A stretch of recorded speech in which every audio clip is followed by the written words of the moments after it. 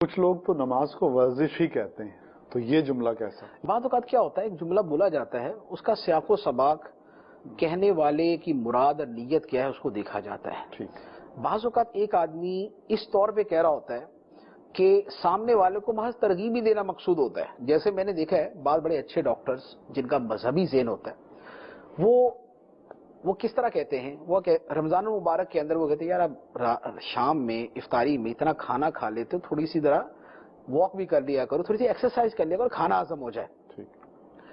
اب کھانا کھا کے اس کے بعد واک شاک تو جو ہے نا آپ کو پتہ ہی ہے کہ بڑا مشکل کام ہو جاتا ہے، نڈھال ہو جاتا ہے آدمی جو ہے نا اس وقت تو افطاری کو ہضم کر رہا ہوتا ہے۔ جی۔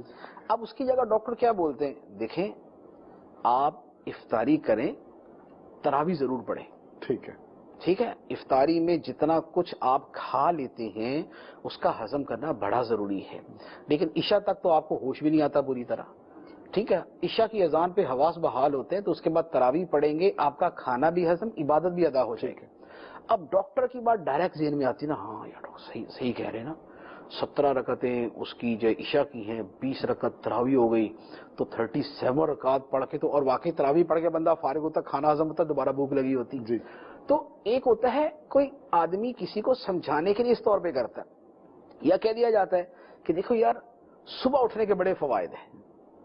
صبح اٹھنا دنیا کے حکماء کا اتفاق ہے کہ جو سحر خیزی کا عادی ہے، سبحان اللہ، جو سحر خیزی کا عادی ہے، جلد صبح اٹھنے کا عادی ہے، اس کی صحت اچھی رہتی ہے، اس کا دماغ زیادہ کام کرتا ہے، اسے وقت سے کام کرنے کے لیے وقت زیادہ ملتا ہے، اور اس کے کام جلدی نمٹ جاتے ہیں، سمٹ جاتے ہیں۔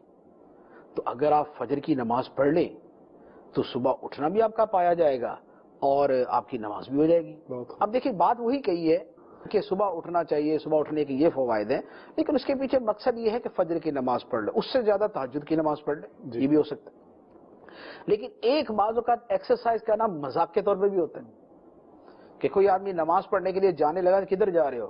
سے نماز پڑھ، اچھا ورزش کرنے جا رہے ہو۔ اب یہ مذاق اڑانے کی صورت بھی ہو سکتی، اگر معاذ اللہ نماز کا مذاق اڑانے کے طور پہ کوئی یہ جملہ بولتا ہے تو پھر نماز تو دین اسلام کا بنیادی رکن ہے، جو اس کا مذاق اڑائے گا تو وہ مسلمان نہیں ہوگا، تو اب اس کی نوعیت بدل جائے گی۔ تو جملوں کے بولنے والے کے مراد، اس کی نیت، اس کا سیاق و سباق، اس کے مقصد کے اعتبار سے کلام کا حکم بدل جاتا ہے، تو یہ ہے اس کے اندر تفصیل۔